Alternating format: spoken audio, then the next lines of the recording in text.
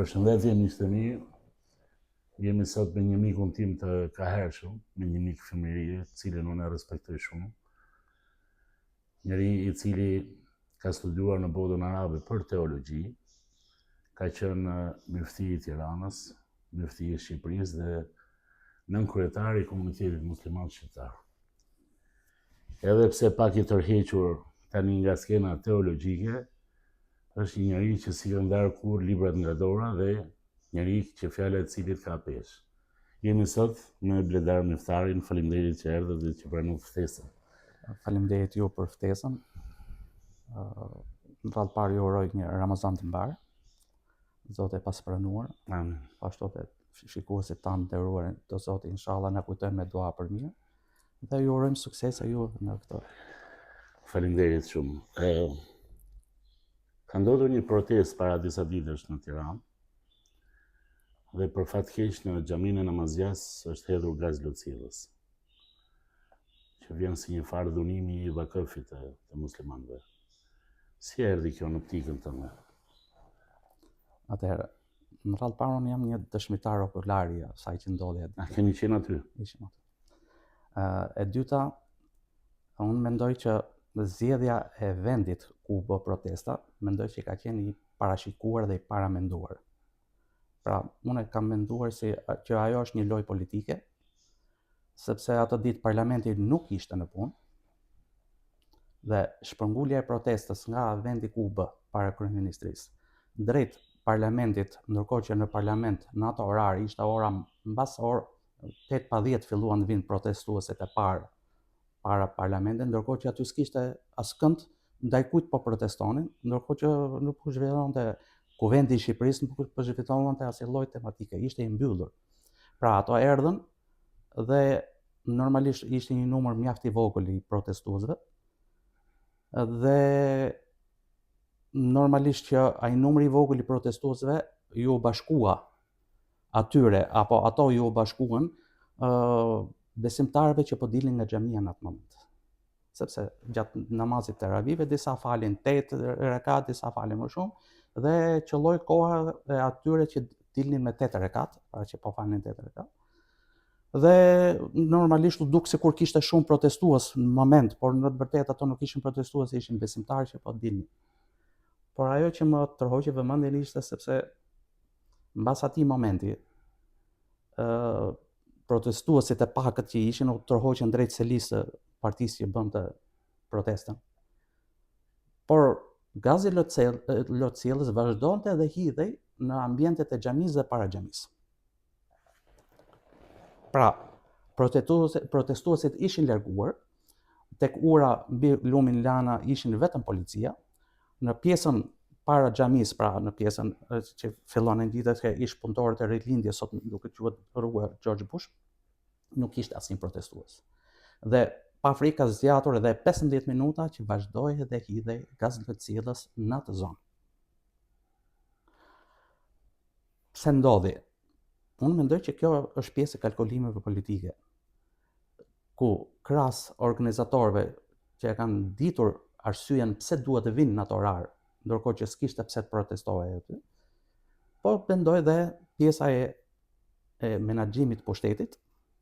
Unë mendoj që ato kanë qenë pjesë e një loje, sepse ajo lojë u vazhdua të nesërmen në protestën e radhës, pra në mos nesërmen në protestën e radhës, ku protesta nuk erdhi më drejt parlamentit apo Kuvendit të Shqipërisë, por shkoi drejt një prej vilave qeveritare, nga ku si pasojë e asaj proteste pastaj u shkarkua apo ju kërkua dorëheqja dhe drejtorit përgjithshëm policisë shtetit.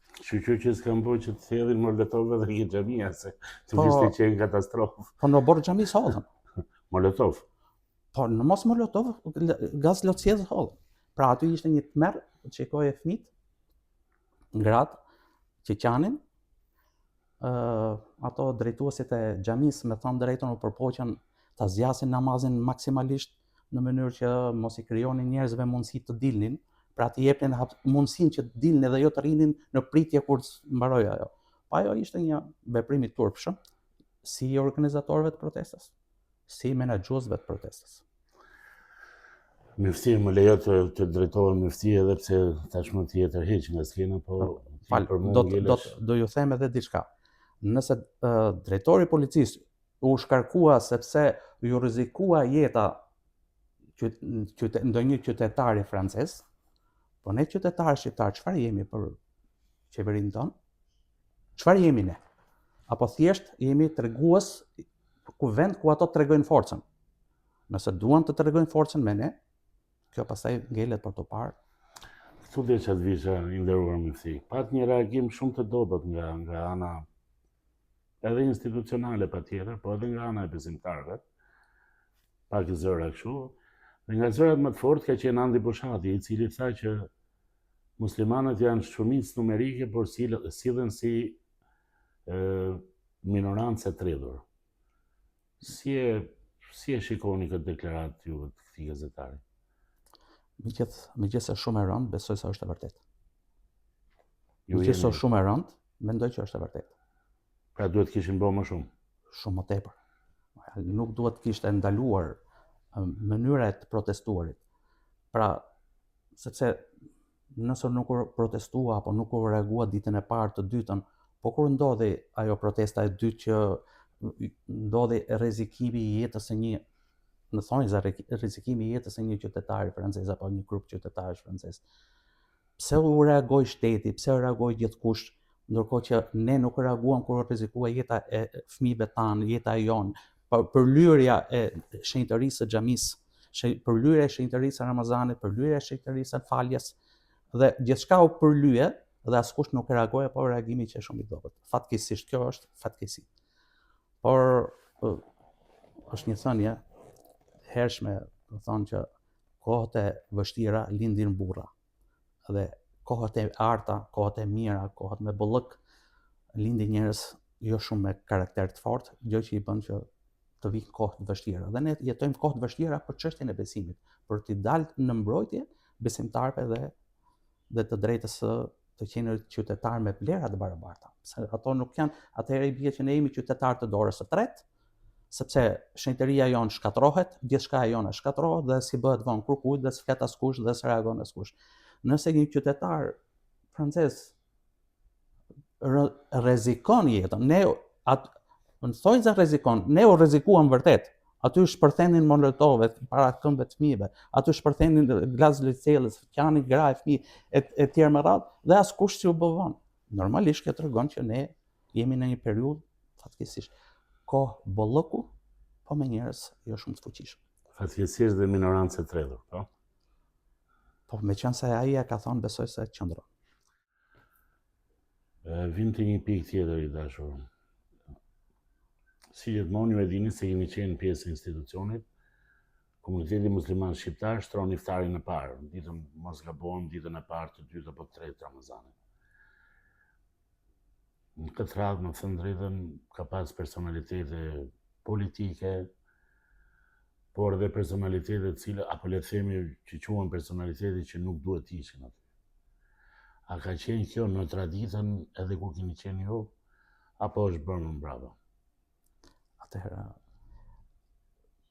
iftari për vetë rëndësinë dhe shenjtërinë që ka, normalisht që mendoj që të ftuarit në të kanë të bëjnë më tepër ato që dinë t'ia japin vlerën iftarit. Kjo filloi në komunitetin musliman, filloi si traditë në vitin 98. Atëherë kur shoqëria shqiptare pothuajse ishte në agoni të plot, mbas një 97 shkatruese dhe mbas një varfërie ekstreme, normalisht ardhja e figurave të ndryshme të reja në komunitetin musliman, fillimi i ardhjes, shënoi dhe një kërkesë për ndryshim perceptimi, dhe normalisht një nga veprimet që u kërkua, që u sugjerua dhe që u miratua nga vetë kryesia e komunitetit musliman ishte që të kishte një organizimi një iftari ku komuniteti musliman të ftonte figurat të caktuara fetare, siç ishin kryetarët e tarikateve, të kryegjyshatës botërore, po ashtu dhe disa nga ambasadat, atëherë vetëm 2 ishin, 3 faktikisht ishin, ishte ambasada e Libisë, e Palestinës dhe e Turqisë. mbaj mend i ftuarin nderit kryesor në tavolinë atëherë ishte ambasadori i Palestinës gjatë atyre viteve të para. Ambasada libyeze gjithmonë binte përfaqësues, por në atë periudhë ambasada turke nuk ishte përfaqësues fetar dhe më tepër në atë periudhë shteti ka qenë më tepër në pjesën e laicizmit dhe nuk preferonte këtë pjesëmarrje në këtë, siç na thohej nga ato që ishin titullar më të lartë se ne, pra thonë që ja përcjellin, por nuk shihet me përparësi pjesëmarrja. Dhe njëkohësisht mundoheshin të ftoheshin disa nga figurat intelektuale muslimane, siç ishte shoqata e intelektualëve musliman, që në atë periudhë drejtohej nga Bedri Byliku, profesor doktor Bedri Byliku, por edhe një rreth i gjerë mirëdashësis të po flasin në fushën akademike që kishin të bënin me pjesën e po ashtu edhe një pjesë e shoqatave muslimane nga vende të ndryshme që funksiononin në Shqipëri. Pra kjo ishte, logjika e fillimit të këtij aktiviteti në këtë formë ishte që mundësia për ta paraqitur komunitetin musliman si një bashkërëndues dhe bashklidhës dhe ndaj të gjithëve dhe bashkërespektues, por se normalisht edhe ai që vjen të respekton, por edhe ai që drejton ftesën të respekton. Ju themi dhe fe të tjera aty, sigurisht. Jo. Ajo ishte vetëm për muslimanët. Vetëm për muslimanët? Vetëm për muslimanët. Po flasim fillimet e saj, por deri në rreth viteve 2000. Ju folët në 98-ën, ju sapo kishit ardhur nga studimet atë kohë? Jo, bashkë me mua kanë qenë edhe një grup tjetër prej 5 personash ose 5 zonjusha, atëherë zonjusha nderuara, sot zonjë nderuara, që kanë mbaruar shkollën paralelisht me mua dhe të gjithë u punësuan, u atashuan pra komunitetin musliman, sepse ne ishim studentë që patëm shkuar nga komuniteti musliman, si në Egjipt, ashtu edhe në Jordani, dhe u kthyem dhe u atashuam të gjithë pranë komunitetit musliman, me gjithë mundësitë më të ulta ekonomike, por një përgjegjësi morale, ne ndjem si një përgjegjësi morale se institucioni që na dërgoi, ne t'ia kthenim atë mirësi që na bëri, sepse nuk ishte kollaj që në 92-shin të gjeje bursë studimi, të shkoje për studime dhe aq më tepër të kishe një suport deri në fund, sepse mbaj mend Lindieri Sabri Koçi në momentin që ne nuk mund të regjistroheshim në shkollë në Egjipt, për arsye sepse diploma jonë e shkollës mesme nuk ishte medrese, nuk ishte fetare,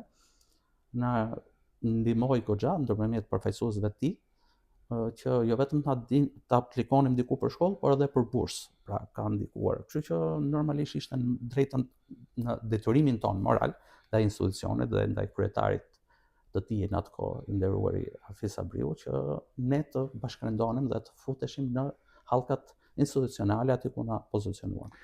Unë mendoj që ja keni kthyer me shumë nder atë që ju ka bëu komuniteti, po jo, ka një gjë. Institucioni nuk mund të vlerësohet në momente të caktuara. Institucioni është institucion dhe mendoj që institucion që dikur është drejtuar nga, për shembull, i madhi Bebi Dibra, është nder për ne, për këdo, që të punojnë atë institucion. Pavarësisht se në momente të caktuara mundet mos përputhesh, mundet mos parapëlqesh, prapse institucioni është mbi individi. Dhe sido që të jetë, unë prapë sot e kësaj dite ndjem shumë i nderuar që kanë pas mundësinë të përfaqësohet të punojnë atë institucion dhe në periudha të caktuara dhe ta përfaqësojnë. Më ta pëlqej shumë këtë lloj mendimi ty edhe pse jam dakord fare me ty, megjithatë kam një pyetje në hap tas shumë drejt për drejt. A e shef të arsyeshme ti të kesh përballë ambasadorin apo ambasadorin e Izraelit, po themi në këtë rast, dhe ai të hajë iftar me ty, apo ajo, kushdo qoftë se nuk është e rëndësishme. Atëherë. Apo dhe vendeve të tjera, të cilët kanë. Unë do të jap përgjigjen e kësaj me një fjalë që më ka thënë Sheh Ezheri aktual Ahmed Tayyip, doktor Ahmed Tayyip. Në vitin 2005 unë pata një ftesë nga një organizatë gjermane që merrej me pjesën e harmonisë ndërfetare. Besoj se kanë qenë hapat e para për krijimin e këtij që është sot një këshilli ndërfetar që është krijuar në Shqipëri, me sa kam ndjenjë, pa hyrë shumë detaje, por atëherë ishin hapat e para dhe pata një ftesë për me shkuar në Quds, në Jeruzalem, në qytetin e shenjtë që është në Palestinë. Kryeqyteti i Palestinës dhe i muslimanëve, tokë e shenjtë siç e ka përshkruar Allahu xhaleshani. Normalisht ka qenë një dëshirë ime e brendshme që vazhdon të jetë, që të shkoja. Dhe mirë po, më përpara na qelloi me ftesë të Ministrisë së VKF-ve të Egjiptit të shkonim në Egjipt për një ceremoni por që bëhet me rastin e ditëlindjes profetike, me lutit profetik. Prej aty kisha një ftesë për në Medinë dhe gjatë udhëtimit nga Kairo për në Medinë, ku edhe aty të bëj një ceremoni me rastin e ditëlindjes profetike, ftuar nga princi i Medinës që ishte organizatori, në avion takoj pikërisht ishin aty, ishte fat për mua, edhe muftiu i Egjiptit dhe Sheikh Zeri. Dhe e pyes, dhe thash, i nderuar, unë jam filani, u prezantova se normalisht para figurave të tilla ne jemi në zonës të një niveli shumë fillestar, krahasim me figura të tilla. Sheikh Zeri është më lart se sa vetë shteti në figurën e tij, por edhe ndijen e tij, të paktën flasim për këtë aktual. Dhe e pyes, i thash që unë jam filani dhe kam një ftesë për atje. A të shkoj? Kam shumë dëshirë, thash që të shkoj. Është vend i bekuar, Zoti e ka përmendur në Kur'an, e kam të gjitha ëndrat e mia që të shkoj tash. A mundem? Ai më tha, përsa unë ta jap sugjerim, tha se vendimin merr vet, meqense që e kemi ftesë, tha. Atëherë tha, një nga pjesë e vendimarrjes tënde për dhënë fetva, pra për dhënë përgjigje fetare, po ta lej ty, tha. Unë do të jap një sugjerim. Tha, për sa kohë që je titullar në këtë institucion, mos shko, sepse në momentin që do shkosh, ti duhet marrësh vizë. Dhe në momentin që merr vizë, do ta marrësh nga ai shtet i cili është pushtues i tokave muslimanëve dhe ti po shkon. Pra, automatikisht ti si përfaqësues i institucioni e njeh atë pushtim. Dhe në këtë rast ti bën dëm muslimanëve kudo që të jetë. Kështu që përgjigjja ime për këtë. Më mora përgjigje. Faleminderit.